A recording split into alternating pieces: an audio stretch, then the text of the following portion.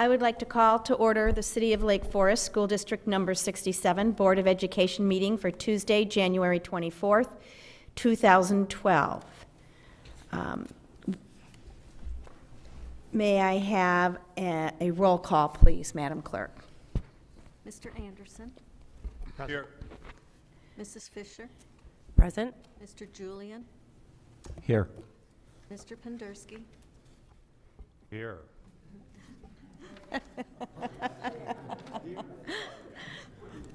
Mrs. Rose. Here. Mr. Schuler. Here. Mrs. Wald. Here. All present. Welcome, everyone. Thanks for coming tonight. The President's report is to give you an update on the superintendent search. We had a very busy week, the week of February 9th, and interviewed 4 highly qualified candidates. This is a confidential search because all 4 of those individuals are very happily employed in other school districts where they will gladly return if they are not chosen to come help us out here in District 67. They met with Dr. Griffith, the administrative team, and 2 groups of teachers from both the high school and District 67, parents from both the high school and District 67, as well as at-large community members who do not have students in the schools but were representing Lake Forest and Lake Bluff. And I want to say thank you so much to all those individuals and the administrative team and Dr. Griffith. We got very valuable feedback from all of them, and it was really very good input that they gave back to the board. So thank you very much. I know it was a very busy week for not only the school board, but for all those individuals as well. At this point in time, the 2 boards have come to consensus around one specific candidate, and we are going to begin negotiating with that person their contract. So that's what is occurring, and it looks like we are planning to be on track where on February 13th we will hold the open session to announce and confirm, actually vote on the superintendent contract for the new superintendent. So that's where we are. And then, John Julian, can you give an update on the independent investigation? Yes, I have been notified that the review conducted by the board's outside investigator has been completed. There will be a presentation to the board's ad hoc subcommittee in the near future, and I fully anticipate there will be a public report on the findings at our next board meeting in February. Thank you, John. And that brings us to the superintendent's report. Okay, Madam President and members of the board, thank you for being here tonight. Also would like to welcome the audience. Thank you for being here. And a shout out to all of our teachers and students who are back for the year 2012 from their holiday time period. Again, just welcome back to school. We're off to a great start. And that concludes the superintendent's report. Thank you, Dr. Griffith. That brings us to public participation. Is there a member of the audience who would like to address the board? Seeing none, we will proceed. At this point in time, board members, I would like a motion to amend the agenda and begin with the item number 1 under recommendations, the acceptance of the 2011 audit report. May I have a motion to amend the agenda and begin with that item? So moved. Second? Second. All in favor? Aye. Opposed? Hearing none, the motion carries. And that brings us to the acceptance of the 2011 audit report. Dr. Griffith? Okay, board members, this is an annual event after considerable study by an outside audit firm. I'll let Alan Albus do the introductions, and you'll have an opportunity to hear from your auditor and the audit team that has been in the district for the past year. Alan? Thank you, and good evening.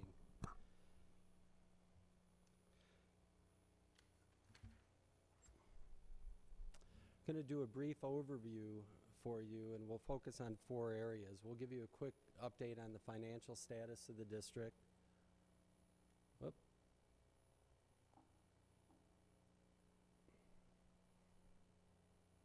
That was not the slide I was hoping for.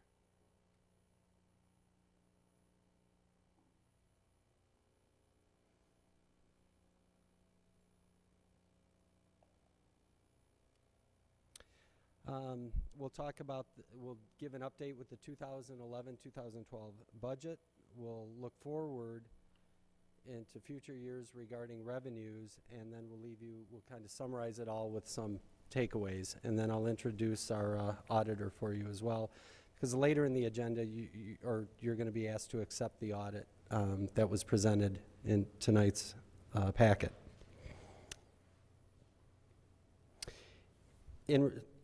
As far as the financial status of the district, in response to economic declines over the past several years, the district has negotiated, you know what, I'm sorry, this is not the board report that I wanted, so I'm going to have to wing this here because this is an earlier draft. But in response to the economic declines over the past several years, the district has negotiated contracts, both internally and externally, that have reflected the changing economy. We've also implemented certified and support staff reductions, and we've implemented line item budget reductions. So I'm going to try and pick and choose from this a couple slides here.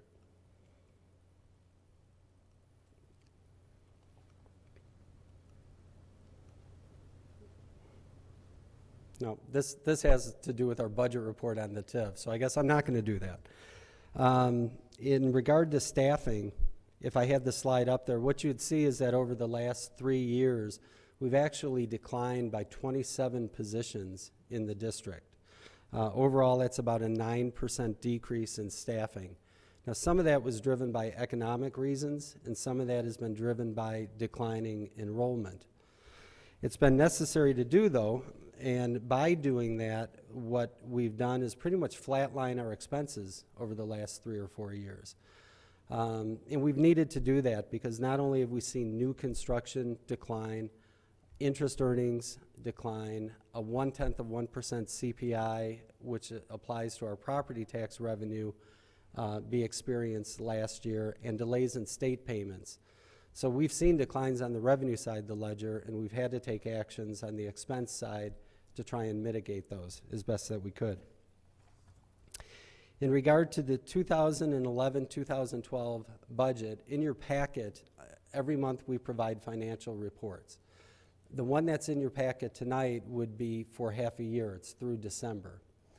And one of the columns we show on there is the current year and then where we stood at this point last year. And if you look at the two, and maybe I'm going to ask if somebody could get me a hard copy of that. Maybe we'll try and throw that up here. I'm not sure that the font will look right. Yeah, we have one coming. Thank you, though.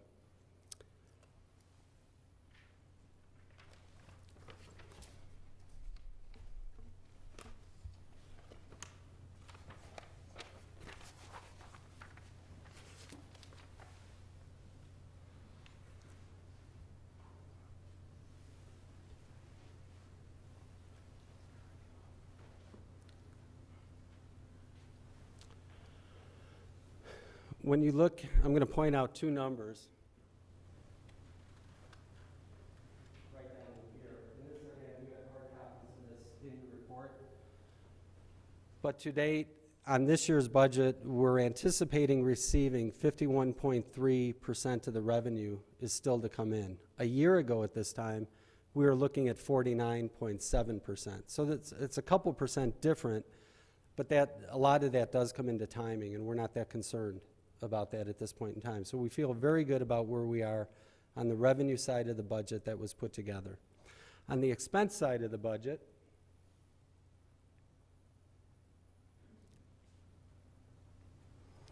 you're going to see, for example, the very top line, salaries. If you follow that almost all the way across to the right, we have 57.9% of the budget remaining, and a year ago we were at 57.7%. So we're right on track with where we were a year ago. And last year's budget came in slightly under on the expense side. So again, we're trending right where we want to be as far as that goes. Now, the unknowns can always be the state of Illinois. We're about $400,000 behind in payments. And that could improve by the end of the year. It could stay the same, or it could get worse. And we probably won't know the answer until midnight on June 30th. So that's something we do have to watch. But when we look at the other areas, we're very comfortable with how things are tracking right now. There are no big surprises.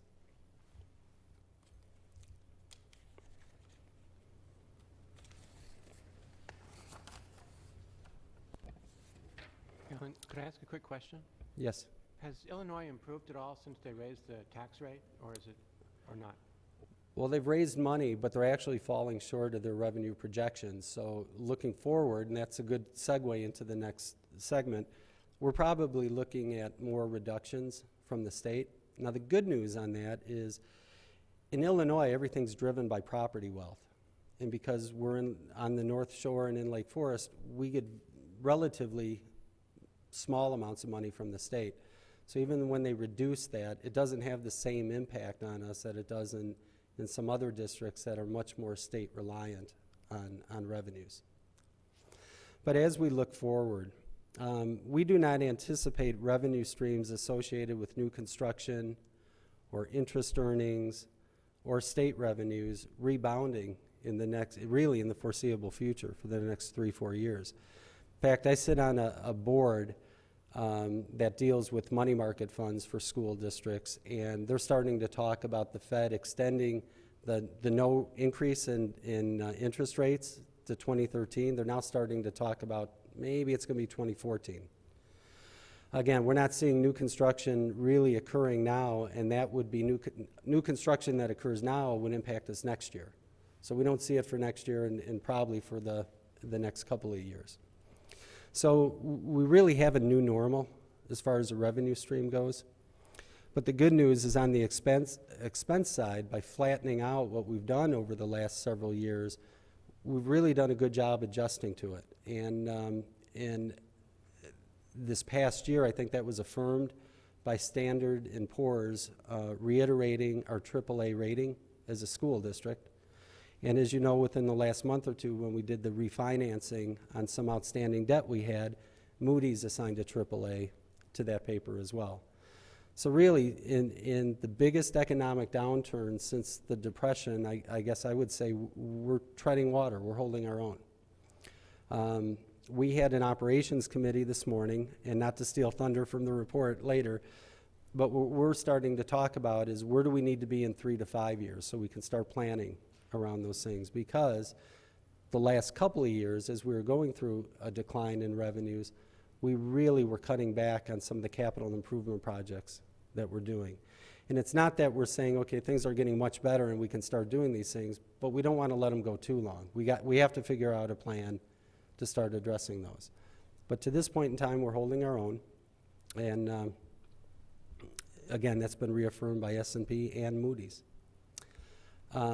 Any questions as far as where we're at or the foreseeable future here regarding budget? I apologize for not grabbing the right file on the fob here. Okay, then I will turn it over to Andy Mace. Andy Mace is a partner with Miller Cooper. They've been the district auditors for 4 years? 3-4 years now. And we enjoy working with Miller Cooper, think they do a very good job. And Andy met with the Finance Committee recently, and so and I'll just make a couple comments about that. Generally, the audit process involves an on-site audit for, at the end of the fiscal year, and then, which is by statute, and then there's a readout to the Finance Committee with staff present, and then staff is dismissed, and and then the staff is dismissed, and we get to ask, kind of the questions a number of different ways, and we're quite satisfied with the answer we heard. So why don't you just take it from there, Andy, and I think and feel free to talk about our discussion Sure. Afterwards as well. Sure, yeah, absolutely. Yeah, we did go over the audit report, really both audit reports, because we conduct both districts' audits at the same time, even though the accounting records are separate, as I'm sure you're aware, but through the shared services arrangement, there's some efficiencies that are gained both at the administrative level and at our audit approach, so we do them both at the same time.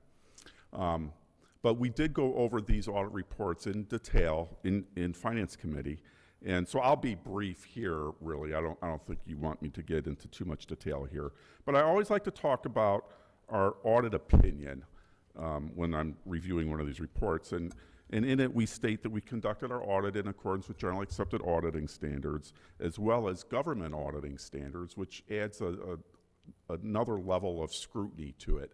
And that it is our opinion that these financial statements are fairly stated in conformity with generally accepted accounting principles. So that's a clean audit opinion, and not all school districts get a clean audit opinion. Most districts in Illinois are qualified for cash basis reporting or lack of historical cost fixed asset records, or for simply not preparing a GAP, a generally accepted accounting principles report. Most of the districts in Illinois prepare an annual financial report only in the state form and rely on that as their external use financial statements. District 67 and 115 do not. They prepare the GAP statement, so that's real good. The information in our audit report is no surprise to you. There weren't any audit adjustments other than the accruals at year end. The numbers here align with what you're used to seeing via these types of presentations and your monthly information.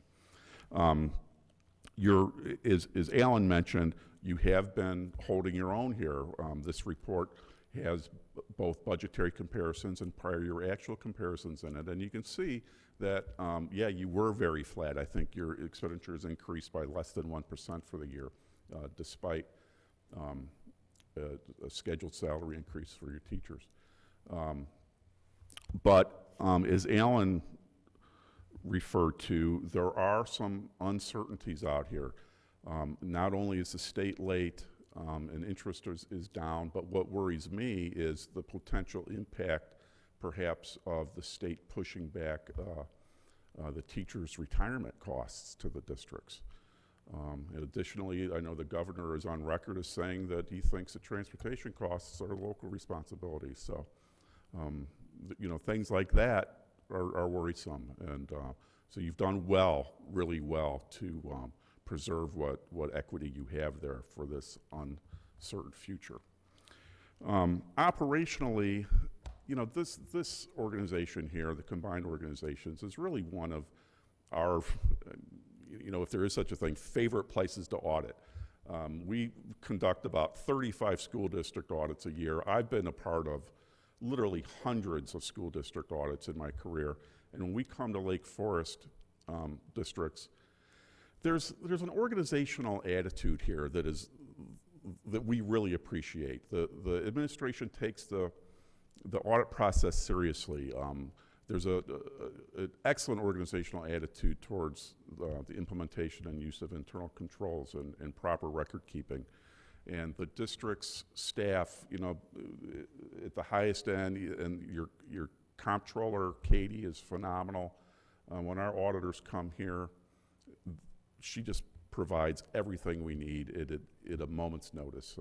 We couldn't be more complimentary about that. We need to take a second. For those of you who don't know Katie, she is in the audience. Oh, hi, Katie. I didn't. She snuck in there.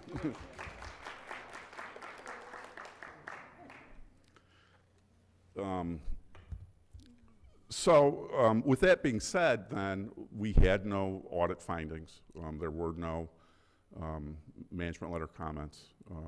You know, you continue to do just a great job, and we told that to you in private, and you know, I'll say it in public. The district's really managing its resources in an excellent, professional, controlled manner, in our opinion. So that's it. Any questions of me? Thanks. Board members? I have a impromptu question just Sure. based on something I'm looking at here. Could you comment on maybe what a typical district would have for a debt level, long-term debt, of course? What do you see out there? Well, it all depends. Relative to size of revenue and expenses, Yeah. Well, it's across the board depending on what your capital needs are. A lot of districts will issue working cash fund bonds and abolish or abate those to the operating funds and live off that. You haven't been doing that. You've been issuing for needed capital improvements. So your debt here is relatively low. Let me see where we're at exactly here. Yes, $16 million on your budget is, I would say, pretty low side of. It's less than half a year's revenue, for instance. But I'm just trying to put it into perspective. Yeah, it's really all over the place. I would say yours is certainly not burdensome, and I would put it at the lower end. You're limited to 6.9% of your EAV, but you don't come anywhere near that, of course. So I hope that helps. Yeah. I have a best practice question about what other school districts are doing to prepare for these potentially large contingencies of, changes in state policy, right? Is it a reserve fund? Is it higher cash balances? Is it alternate sources of revenue? Because you're in this business, and I'd like to know what other people are doing, because it's no secret some of those bad things are coming our way. Yeah, well, I'm afraid that many of them are not addressing it.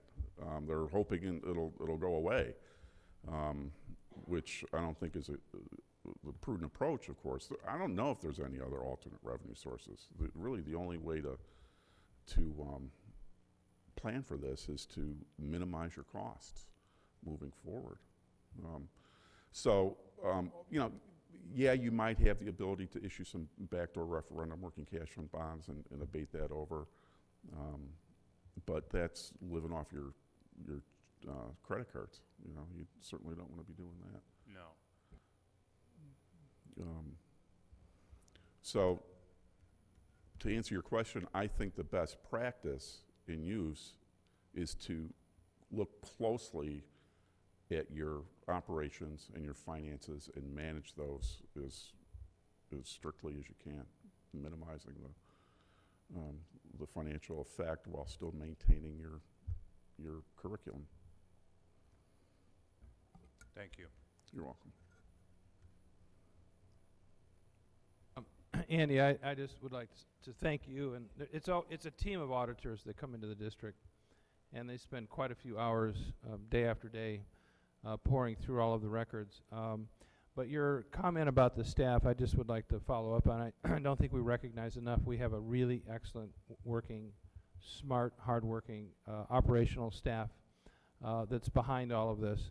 And I can't also help but observe that I can go into Katie LeBou's office and say, Katie, you're really doing a good job.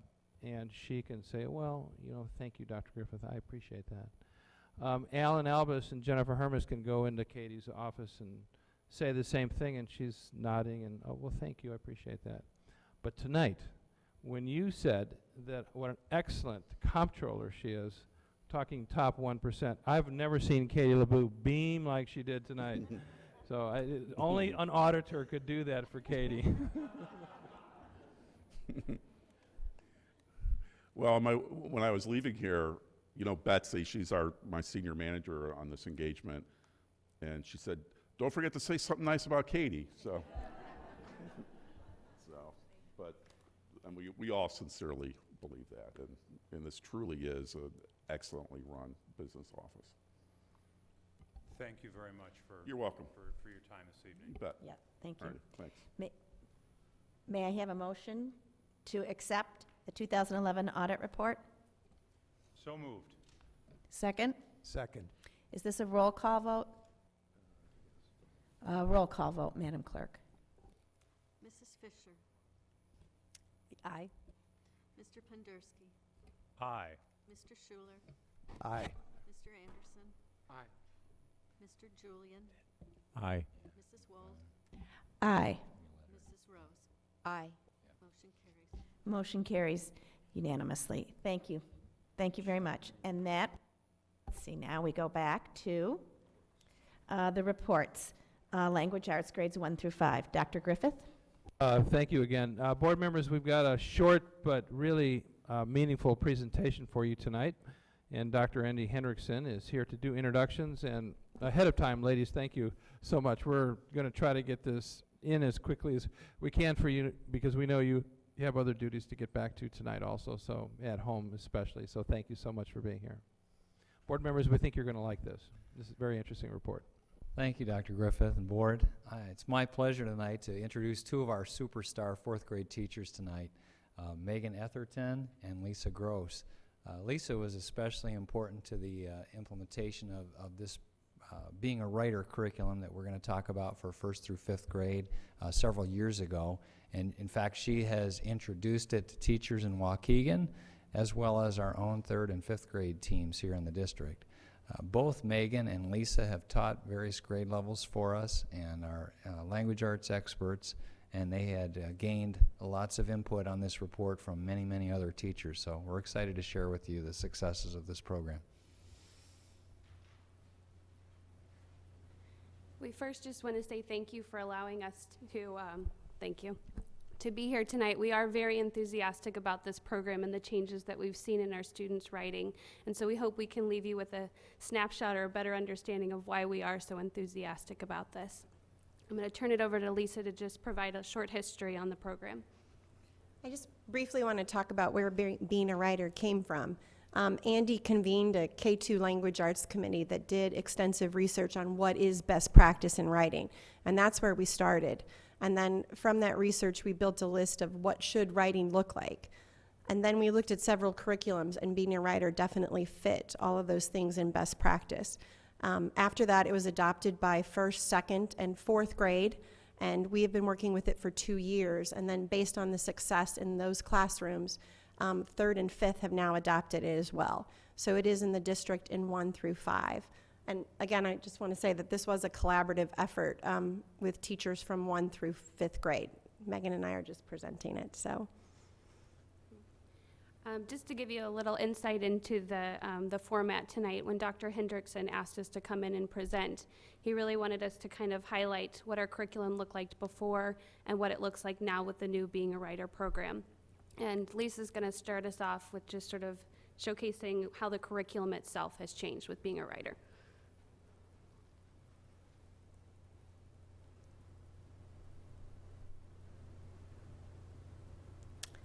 Before we had Being a Writer, the curriculum was based on a series of graphic organizers. And the graphic organizers came to us in a manila folder, or sometimes if you were lucky, it came in a binder. It didn't have a scope and sequence. It wasn't really clear which graphic organizer should be used at which grade levels. There were no instructions as to how the graphic organizer should be implemented. And so it was kind of up to every teacher and every grade level to decide what that was going to look like. Now that we have Being a Writer for the first time in 1 through 5, we have a curriculum that's based on mentor texts, and those are using real authors' pieces of work. And the students critique them, they evaluate them, they try to model their writing after them. We get a variety of authors and genres that they're exposed to, and for the first time we really have a scope and sequence 1 through 5 where we're building on the skills that they've learned in the previous grade, and we're getting ready for the skills that are coming in the next grade level. Prior to getting Being a Writer, writing was very hard to connect to other areas of the curriculum because it was so focused on those graphic organizers. If that didn't fit what you were teaching in the other subject areas, there just wasn't a good match, and it was hard to make those connections for kids.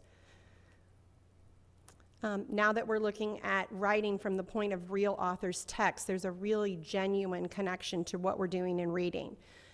And it's very easy to make those connections. And I even find myself often saying, oh, that's just like what we were doing in writing, or this is what we were doing in reading. Also in 1st and 2nd grade, they're using making meaning, which uses the same social emotional structure. And so for 1st and 2nd grade teachers, those connections are also very easy to make. In 4th grade, we use Being a Writer tools in social studies. We use it for fictional writing, and we also use it for our nonfiction writing. The students write a country study book that we use during our world geography study, so it's easy to make those connections. Prior materials all came to us and they were photocopied, and sometimes your photocopy copies were copies of copies, and there were no directions. It made implementing the curriculum with integrity really hard. Now we have great materials that are research-based. They have step-by-step directions. They're very teacher-friendly. A new teacher can easily pick up the curriculum and implement it with integrity, and I think it makes it look as similar as it can in every single classroom. It's not up to each individual teacher to interpret how the curriculum is supposed to be taught. Before, we were really lucky if we got in a narrative and an expository and maybe a persuasive by the end of the school year. And I think part of that was because we didn't have a solid scope and sequence that helped us understand what we were supposed to teach each and every day. And since we were driving that scope and sequence, I think sometimes it got a little intimidating, and so writing sometimes was put on the back shelf. Now we easily get to 5 units, and the children get a nice exposure to very different genres of writing, and it's very easy to get all of those in. All right, Megan's going to talk about what writing looks like in the classroom.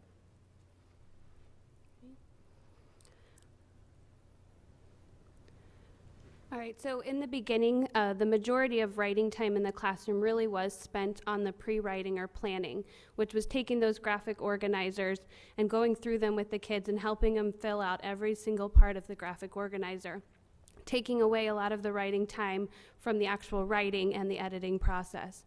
Whereas now with being a writer, because there really is sort of a structure to it and a sequence of events, there's a balanced time spent not only on the pre-writing, but also the writing itself and the drafting and editing. Also, the ideas from writing usually came from a single brainstorming session. And when I say brainstorming, it was usually the teachers saying, here's your prompt. Write about your summer vacation or your Christmas vacation. Versus now, there's several sources where we get our ideas from writing. In 1st and 2nd grade, they use anchor charts. In 1st through 5th, we use quick writes, about 5 minutes, where the kids are given a question or something to think about. The mentor talks that Lisa mentioned earlier, as well as brainstorming lists and just class discussions. Often we found that students sort of dreaded the time when writing came, probably because there was a lack of enthusiasm, not only on their part, but sometimes just on ours, because you start to see the same things over and over again. And they really sort of struggled with sustaining that writing, because it was, okay, here I am, I'm writing about my vacation again, and I wrote about that in 3rd grade. And they really didn't know how to elaborate with details in their writing. But now we find they're a lot more enthusiastic just because they do have a variety of sources to get, they're brainstorming and come up with their own ideas. And we find that they're more diligent during the writing time. And the nice thing is, in 1st grade, they start with sometimes a writing session of about 5 minutes. But by the time they get up to 4th and 5th, some of their writing sessions can be up to 30 minutes. And we find that they're actually writing for the majority of that time. Also, as Lisa mentioned, with the graphic organizers, a lot of the writing pieces would be very formulaic. We would help them fill it out, and then it was almost like they were too afraid to even venture away from the graphic organizer. So they would take it word for word and just copy it in and say, we're done. So a lot of it sounded the same as their partners or somebody next to them, and sometimes even modeled our own. So it almost looked like you wrote it yourself because they were, modeled after you. Versus now, it's a lot more unique. It's more student voice. We can pick up any of the writing pieces and say, oh yeah, we know who wrote this because it was unique to them. And I'm going to turn it over to Lisa to talk about the publishing. Publishing is a big part of being a writer. I think it's because that's what writers do. They publish their work and they have an audience and people read them and they get feedback on them. Before, the students wrote about one prompt. So if you were writing narrative and your teacher said, all right, your narrative this time is to tell about your earliest memory. Well, then every single student wrote about their earliest memory. There was no variety in what the students wrote about. There was no choice. Now students, the piece that they're going to publish, they pick from about 8 different things. And so there's a lot of ownership, there's a lot of enthusiasm and passion about what they're writing. They pick a piece that really means something to them, and that shows in their writing. Before, all of the editing came through the teacher. So if a child wanted you to look at something or needed feedback on a piece, that all needed to come through the teacher. Sometimes you'd be working in writer's workshop and you'd look up, you'd have a line of 13 kids waiting to hold, to see your piece. They wanted to talk to you about something. And sometimes that line, you only got through 6 and the other 7 just stood there the whole writing period waiting to talk to you. Being a writer spends a lot of time teaching them how to be part of a writing community, teaching them how to talk to each other about their writing. What are they looking for? What makes a good piece of writing? What words can you use to help your partner move forward?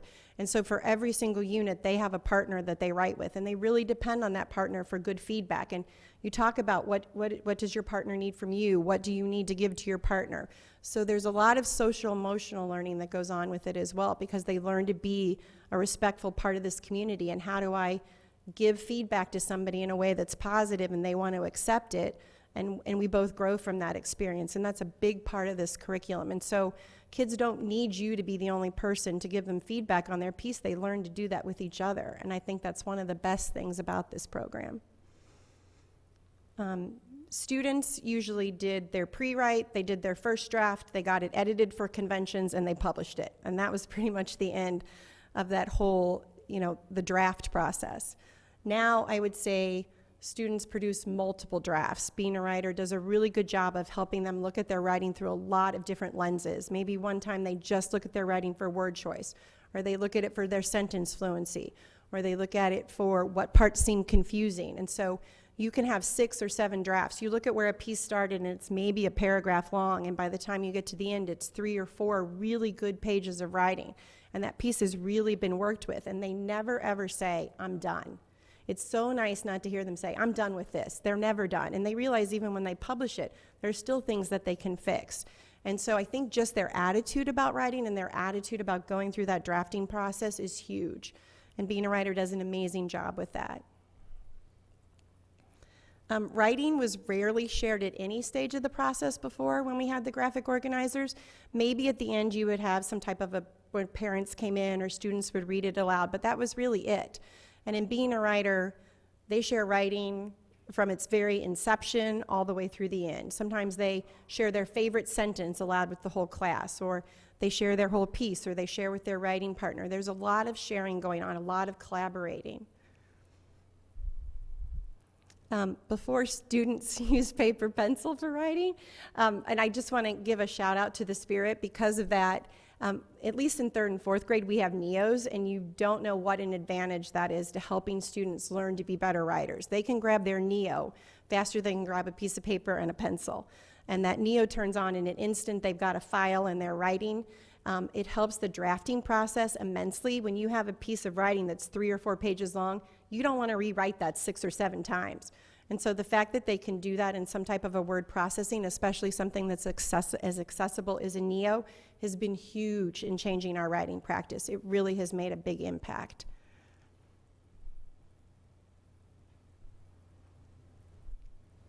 Oh, did it freeze?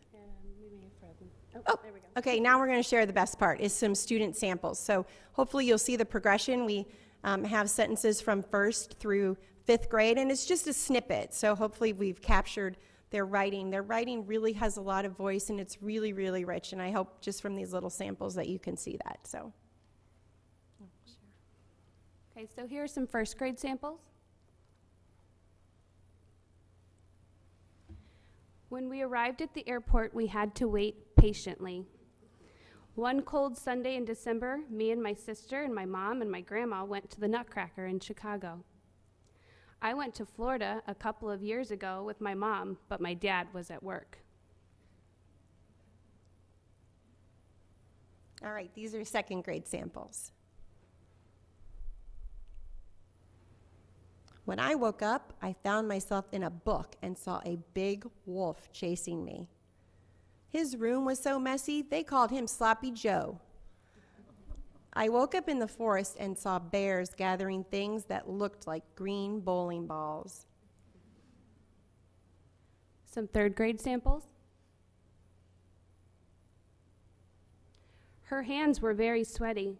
Suddenly, her phone slipped out of her hands. Then her phone slipped under the fence and we heard a loud kaboom. One day in 2011, something amazing happened in the month of January. I didn't know what was falling out of the sky. It was a blizzard. I felt lost inside, in reference to moving. Some fourth grade samples.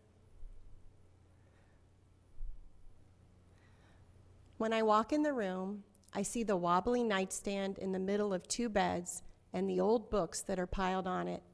The books on the table are some of my favorite books. Most of them are about Legends of Michigan, but some are just other great books. The snow was light and quiet except on the road. The snow was crunching under our car. With all the lights turned off, there wasn't a glimpse of light except for the flashlight. And last 5th grade, I couldn't sleep. I had so many emotions. I was excited and worried at the same time. The next day, my anxious body forced me to get out of bed. I noticed that his fingertips were glowing for about 30 seconds. Next, the weirdest thing happened. He drifted away in glittery ash. I came up behind her and said that I was there. I looked at my hands and screamed. My body was not here. That was the day I discovered my new superpower.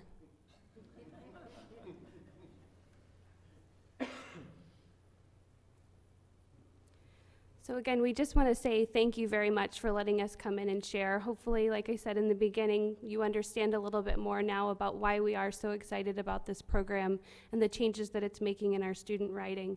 We do want to open it up for any questions that you may have for us about the program. I just want to say I love it. I fear that writing is becoming a lost art with the iPads and Neos and not Neos, but computers, and this is just great to see. Beyond that, can you give us an idea of how much time is spent? Is it a day a week? Is it throughout the whole year? Just some sense of how much time is dedicated to this. Being a writer is set up that there are 4 days of writing per week. So there are 4 lessons that need to be covered in each week, and it's up to each individual teacher to decide how they're going to fit that in. I have split periods, so I start, each lesson has 3 parts. The first part is getting ready to write. The second part of the lesson is writing, and then the third part of the lesson is sharing or reflecting.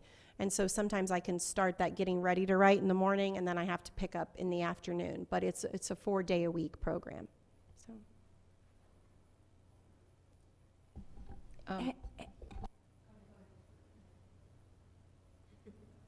I just had a couple of comments and one question. First of all, I saw the beginning of the thoughts for this program in the Curriculum Coordinating Committee a couple years ago, and I know all the teachers are very excited about it, and it's very exciting for me as a board member to sit here and see how it's progressed from pilot through the different grade levels. I love the idea of the mentor texts and the voices that are being developed at such a young age, and also appreciate the administration and faculty's attention to writing. As Rick pointed out, it's becoming a lost art in a sense, but here you've actually really engaged the kids in even if they write on their Neos, they're writing, and that's the main thing. I guess my question is, how do you transition from this now into the 6th grade level? I know that we have in 6th grade many different levels of language arts, but what segue can you make from this program to our 6th grade curriculum? Bring the big gun in on that. You know, one of the best things about this program was that it brought unanimity and consistency to our writing instruction from grades 1 through 5, from one classroom to the next, from building to building.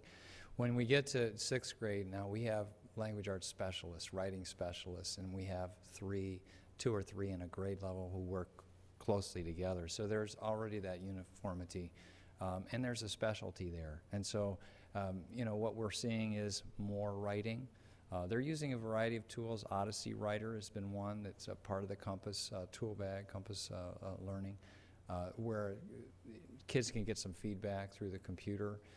There's different things that they're trying in 6th, 7th, and 8th grade, but you know, I'm excited to hear from them how they see more voice and more rich detail coming out of the writers as they arrive at their doorstep. So we're excited about it.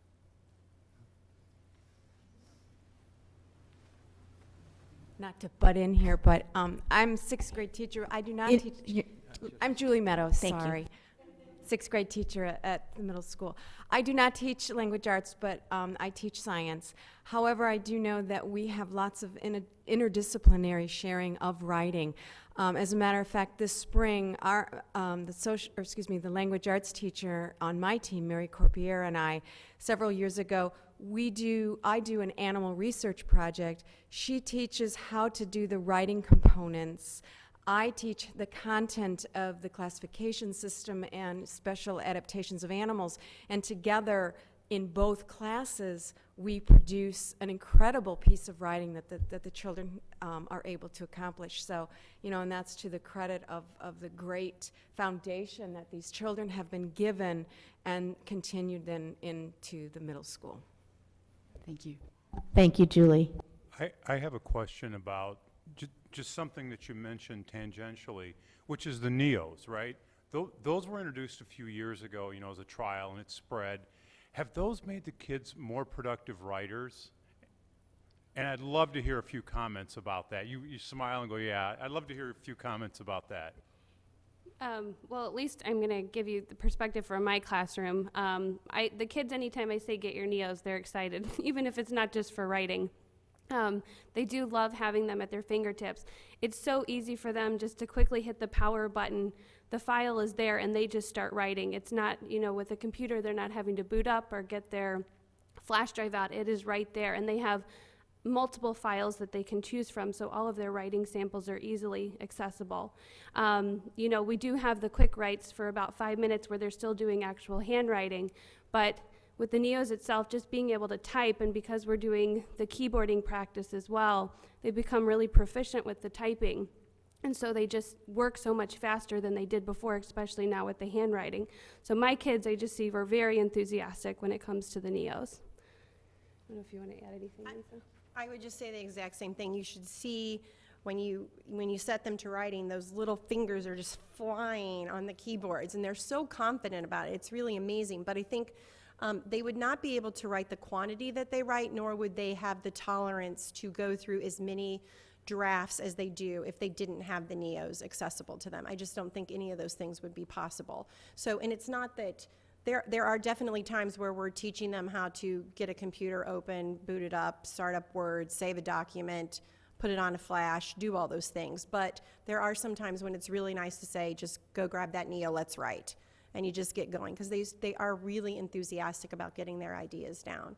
So I just think it increases the quantity, and it lets them go through that drafting process. That's wonderful. Thank you. Can I add one more thing? I'm sorry.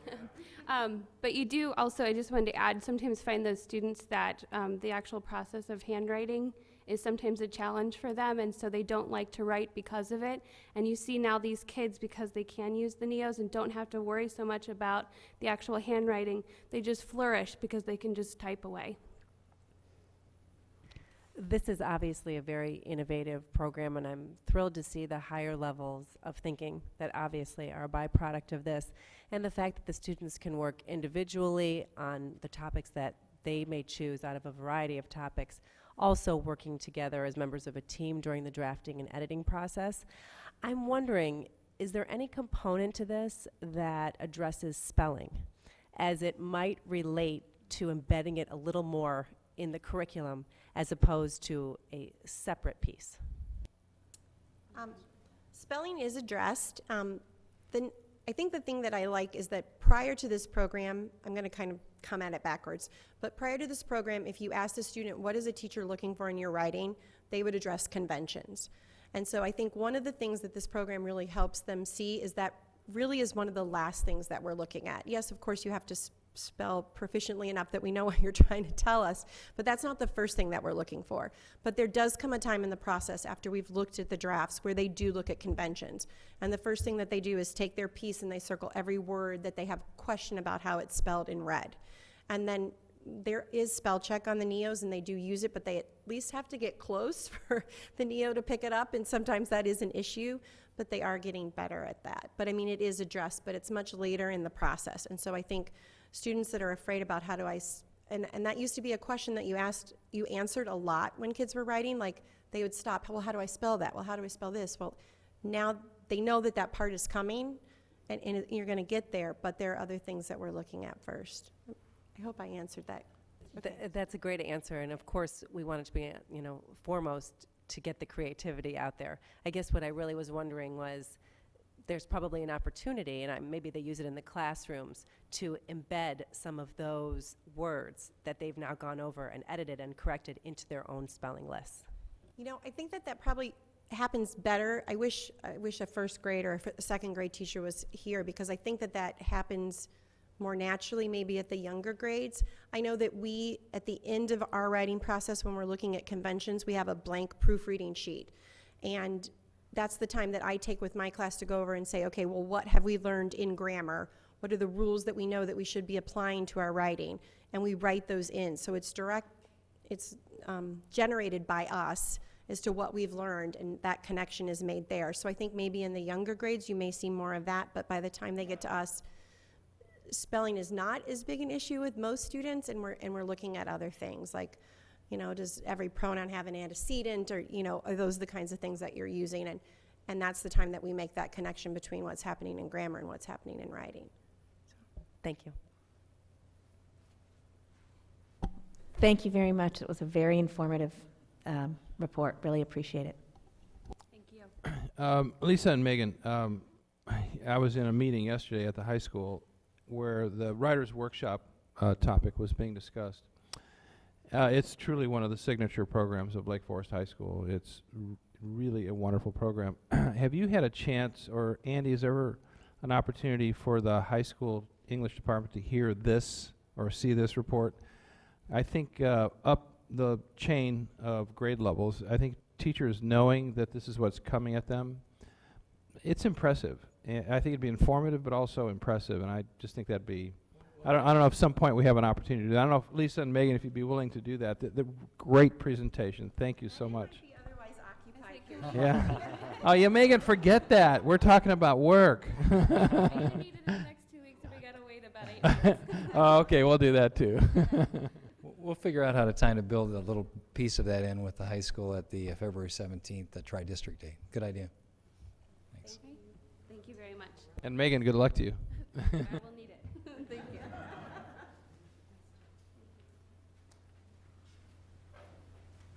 Okay, board members, that concludes our report from our education department.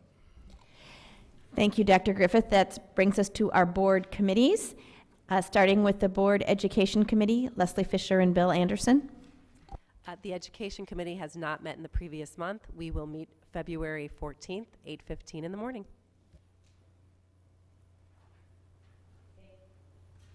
Thank you, Lesley. That brings us to the Board Operations Committee, Laurie Rose and Rick Schuler. Thank you, Julia. Our Board Operations Committee met this morning at 8:30 a.m. at Everett School for a hands-on Touch the Bricks and Mortar tour. We were joined by Harry Griffith and Ingrid Weimer, principal of Everett School, as well as Carol White, who directs our buildings and grounds and the maintenance of that area, my colleague Rick Schuler, and our new community representatives, whom we warmly welcome and encourage to participate fully, Stephanie Victor, Lisa Mitchell, and Rick Lee. Our posted agenda called for 6 agenda items, but we actually got so excited about our bricks and mortar tour and discussion that we considered only the approval of minutes, which was done, our 5-year facility plan for Everett, which resulted in a more robust discussion of general facility planning. And as our auditor earlier pointed out, the best defense we can have in this economic environment is a good offense. So we are carefully considering operational and maintenance items, and as Alan had suggested earlier, we've been doing kind of bare bones maintenance, but as we go through the cycle, we realize that there's certain projects and jobs that if they're not done now, they'll result in greater costs later. So the task for our committee as we move forward is to look at those items, both life safety and other types of items, and really evaluate each and every one with respect to both financial and safety issues. We also discussed technology with the assistance of Cornelius DeBose, who's present tonight, and both with respect to Everett School and District 67 generally. Our 2 agenda items which we tabled until a future meeting include the 10 Pass bus pass and the after-school club. And Rick, do you have any additional comments? I'll just add that it's a continuing process. It's, as Alan points out, it's always being updated. And we did put emphasis on tying it in with the finance committee and the 5-year financial plan. So Laurie and I would both like to see on an ongoing basis sort of a comparison of the needs on the capital expenditure side versus the revenues that are coming in and what we're actually budgeting each year over a 5-year period for capital expenditures, just so we make sure that it's a two-part thing. One, we have to keep up with the expenses, and two, we have to make sure that it's being budgeted and the revenues are there to cover it. So it's an ongoing give and take is what I'm trying to say. And as we have emphasized, we had a big capital expenditure period about a decade ago. And it's good to see that we're not falling behind, but we have to really start keeping on top of it at this point because we don't want to fall behind and have to catch up. Thanks, Rick. I just also wanted to point out in looking at my notes, I neglected to mention that we're also joined by Jennifer Hermes and Alan Albus, who took us through some of the more financial details of the 5-year plan. Thank you. Thank you, Laurie and Rick. This brings us to the Board Finance Committee, Jeff Pinderski and John Julian. The Board Finance Committee met at 7:30 on October 25th, and present were John, Liz Brandell from the community, Mike Borkowski from the community and from the staff, Dr. Griffith, Alan Albus, Jennifer Hermes, Katie LeBoon, Beth Reich, and then 2 representatives from Miller Cooper, Andy Mace and Betsy Allen. The meeting was called to order at 7:30, and both districts discussed their respective minutes, and they were approved. The second agenda item was the Miller Cooper audit, which we've largely heard from the details of that. But I do think it's important to mention that while that for a period administrators left the room, and both board members and members of the community were able to question the audit firm on the audits, the staff, the operation of the school district, and it was, I think it's important to mention just because of the increased focus on transparency, and as we heard, they do a pretty good job. Finally, Beth Reich, the Business and Support Staff Coordinator, reported that both districts have items that are not being used and are taking up needed space. So the Illinois rule says that the district must sell or donate these items, and so a little later in the agenda there's an item for our approval to sell these items, to declare them as surplus so they can be sold. And the meeting adjourned at 9:25. Got anything to add? Not a thing. All righty. I was also at that meeting. Oh yeah, Julia Wold. Thank you. And the Operations Committee meeting as well. Yes, thank you. Okay, that brings us to the district committees where we act as liaisons. And first is the North Suburban Special Education District, Jeff Pinderski. So last year, District 67 provided notice to the North Shore Special Education District, NSSED, of our intention to withdraw from the co-op because more and more of the students being, that had special needs are being served in our community schools, and the price was just getting way beyond what we could afford, and it became a build versus buy decision. And so in the interim period, Dr. Cooley has worked very closely with NSSED leadership on either withdrawing or revising the service model to make it more economical. And I think we're close. So on February 8th, the NSSED board will vote on this proposal. I'm pretty sure it's going to pass, but so we all know it's coming, I've asked Dr. Cooley to just review the details for us. Sure. Thank you, Jeff. I'm happy to do that. And just before I get into too many of the details on that, you know, we do, each year we've taken back some of our responsibilities, as you know, and this year there was a large effort at Everett School to have some of our NSSED students rejoin us, and we continue to work with that and are thrilled to have them in our buildings as well. So the progress that NSSED has made with us is really significant to District 67 in particular, because one of the things in their cost formula in the past was a significant disadvantage to the elementary school districts. Elementary districts were charged two fees as the basic membership fee. For some, perhaps it was because they thought there were more grades in elementary versus high school, but somewhere many, many years ago, a double administrative fee was entered into the cost structure, and it never left. So finally, through this process of looking at all the various things through the cost structure, that was one that Finance Committee, which I sit on, and that Jeff hears when he comes to the board meetings, is they've eliminated that. So they've equalized that. So as you can guess, it's not as attractive to the high schools, but in District 67's case, that's going to be a significant savings.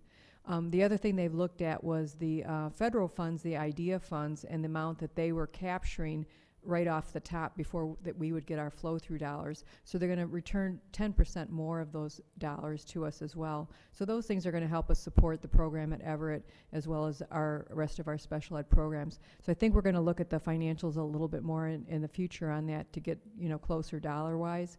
But again, great progress in the right direction. We wanted to thank NSSED for the hard work that they've done on that, and encourage our board members as well as other board members to vote for this new cost structure, which they'll do prior to our next board meeting in February.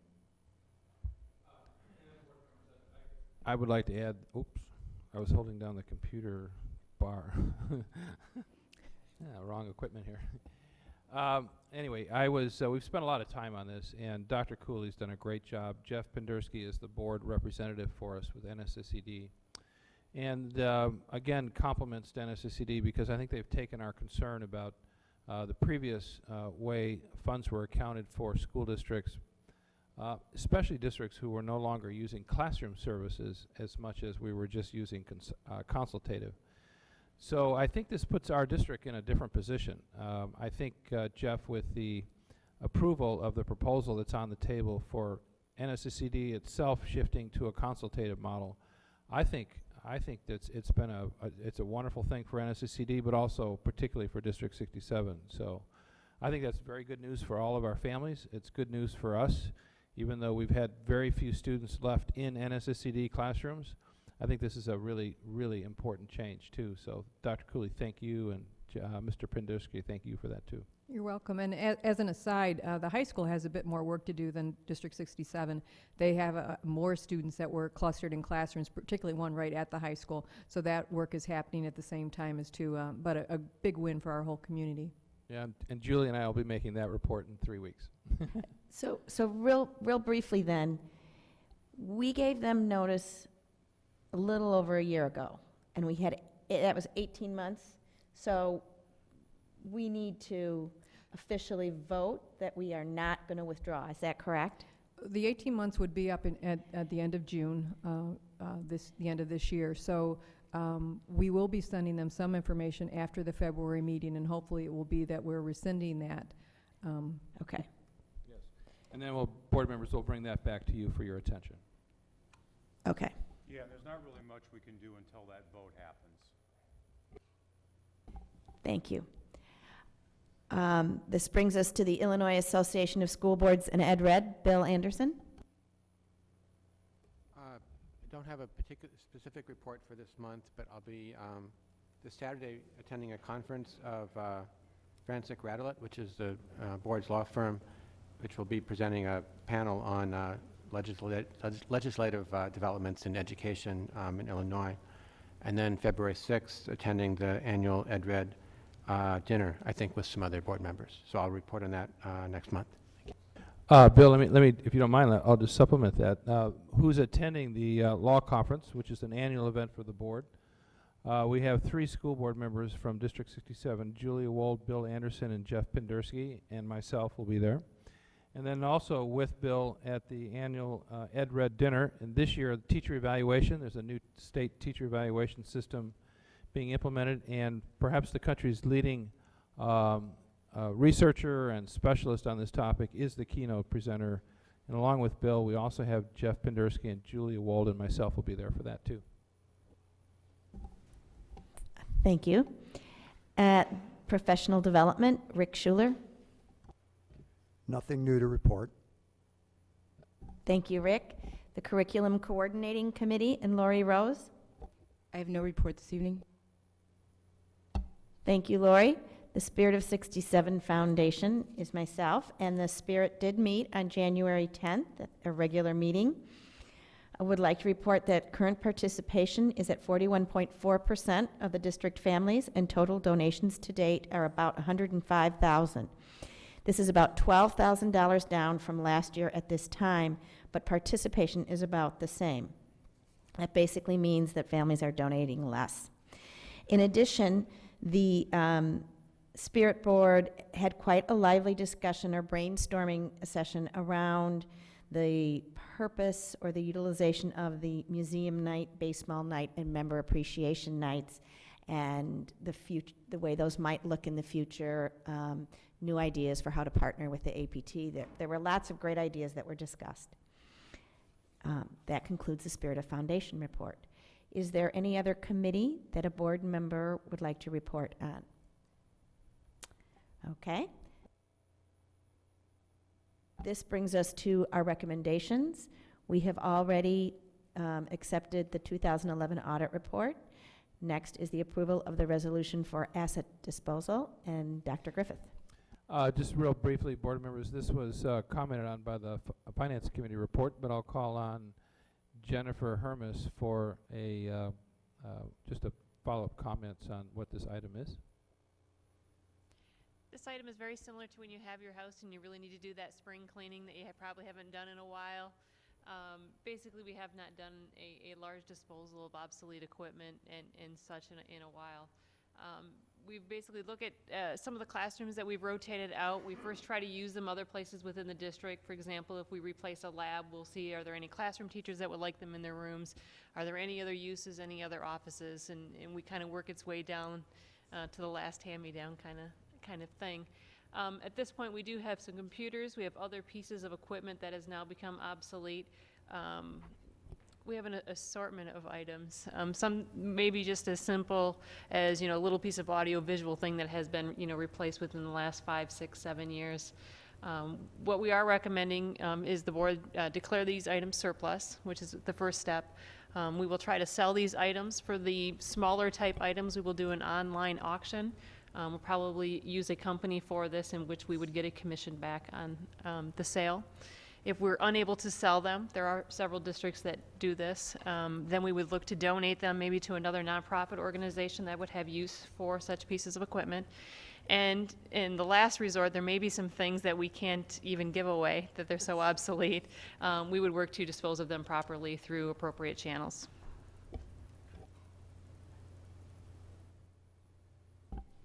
Any questions, board members?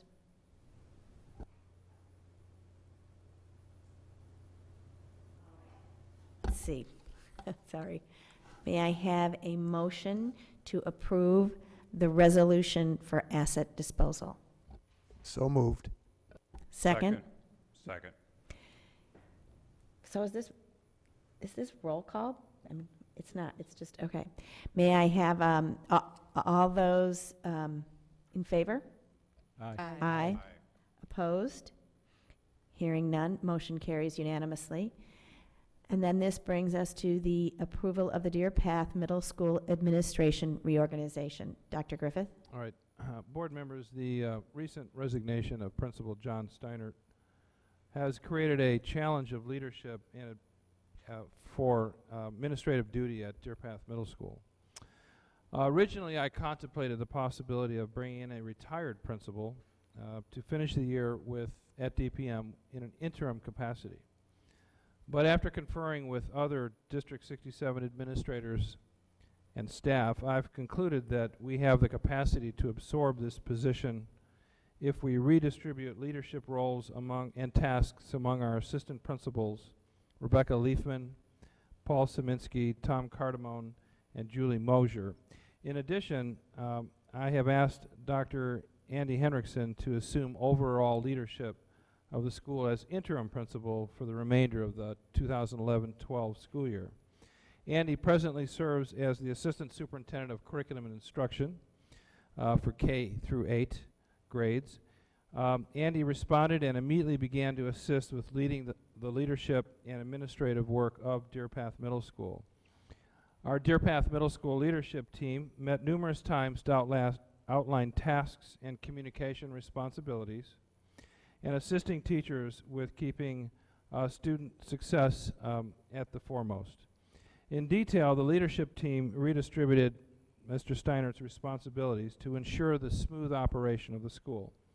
Each of the assistant principals took on added responsibilities, including evaluating extra staff members, facilitating grade-level team leader meetings, hosting Lake Forest High School 8th grade registration meetings, acting as master of ceremony at student concerts, hiring long-term subs, managing class size concerns, approving expenditures, creating special schedules, acting as wellness director, and facilitating staff development.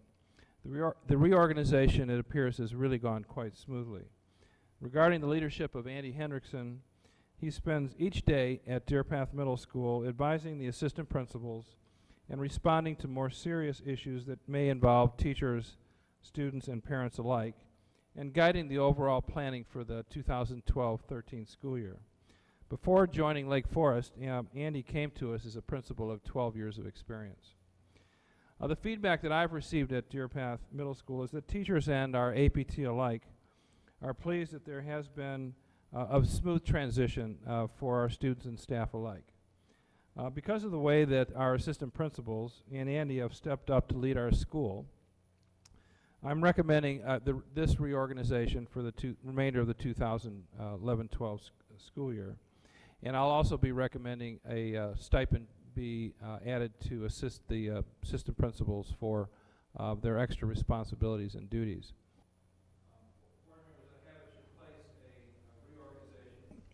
A reorganization, I have at your place, a reorganization of the district organizational chart that reflects this change. And I would ask for your approval with the appointment of Dr. Hendrickson as the interim principal and our assistant principals with the stipends that they would then assist them with their redistribution of duties. Any questions, board members? I assume we're not actually voting on the compensation till the end of the year reviews? No, that the stipends for the assistant principals would be for the remainder of the second semester.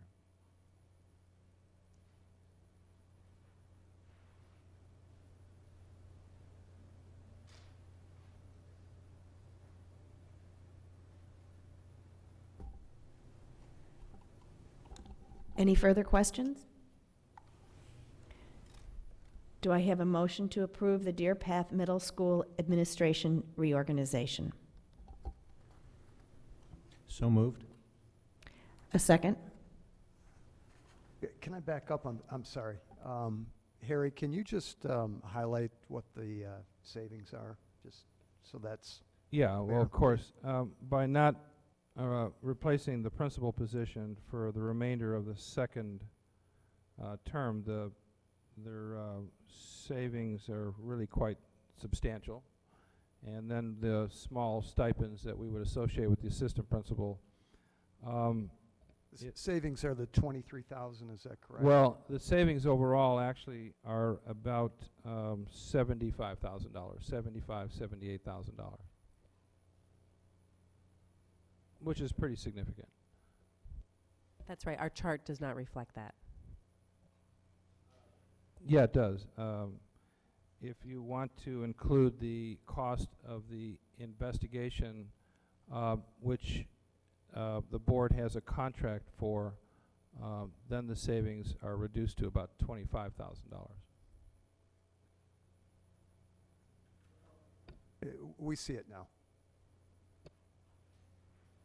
Yeah, I would say that overall there'll be a financial savings to the district for the remainder of this year with this reorganization. Had we hired somebody for the remainder of the year to replace this position, of course, that would have been different. Any further? Okay. Yep. Okay. I think I had a, we have a motion on the, just, right. I'll second that. Okay, thank you. Any further discussion? May I have a roll call, please, Madam Clerk? So is this, I just have one more question then. So these stipends are just for the remainder of the year and not a recurring item? That's correct. Okay, thank you. Do they get added to the step for next year then? No, that's a teacher thing, not necessarily for the administration. Administrators don't have steps. Okay, are we ready for the roll call? There was a second. Mr. Schuler, Aye. Mrs. Fisher, Aye. Mrs. Rose, Abstain. Mr. Pinderski, Aye. Mrs. Wold, Aye. Mr. Julian, Aye. Mr. Andersen. Aye. Motion carries. Thank you, that motion carried. That brings us to the consent agenda items. And this is how you can tell how busy we've been. We have the approval of minutes of a regular meeting on December 13th, an executive session on December 7th, an executive session on December 8th, an executive session on December 10th, an executive session on December 13th, followed by an executive session on January 9th, an executive session on January 10th, an executive session on January 11th, an executive session on January 12th, an executive session on January 13th, and an executive session on January 14th. Those are all the interviews that were occurring over December and January and the subsequent discussions regarding the candidates. And then it brings us to the approval of disbursements, payrolls, and financial statements. From December 2011, we had total disbursements of $362,990.60. We had payrolls, which include stipends. I will ask, what does admin and teacher and support staff? Let me go back. The payroll of December 2nd was $698,323.64. A stipend payment on 12/16 of $56,339. December 16th payrolls, $723,468. Admin and teachers, 12/16/2011 of $609,451. And support personnel on 12/16 of $83,680. A December 2011 financial report. In addition, we had the approval of human resources items, the approval of leave requests, new staff, retirements, and status changes. There are no audio recordings to be disposed of. Is there any item that a board member would like removed from the consent agenda? Seeing none, may I have a motion to approve the consent agenda? So moved. Second? Second. May I have a roll call, please, Madam Clerk? Mr. Andersen, Aye. Mrs. Fisher, Aye. Mr. Julian, Aye. Mr. Pinderski, Aye. Mrs. Rose, Aye. Mr. Schuler, Aye. Mrs. Wold. Aye. Motion carries. Thank you. The motion carries. We had a FOIA request from Michael Beecham, 630 Meadowwood Drive in Lake Forest. Future agenda items. Is there anything a board member would like placed on a future agenda?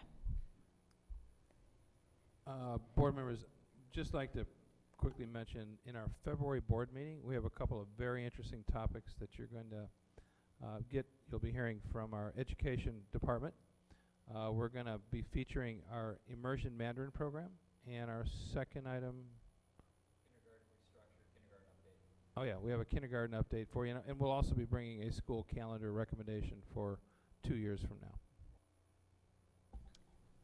So many things to look forward to. And then we have announcements. Thursday, January 26th, Spirit grant submissions are due, and I believe they are being submitted electronically this year. So is that correct? Yes, so they all need to be, please get those in. Friday, February 17th is Tri-District Institute Day. There will be no student attendance. Monday, February 20th is President's Day. Again, no student attendance. And Tuesday, February 28th is the next Board of Education meeting at 7 p.m. here, which is at Lake Forest High School West Campus in the boardroom. May I have a motion to adjourn? So moved. Second? Second. All in favor? Aye. Opposed? Motion adjourned.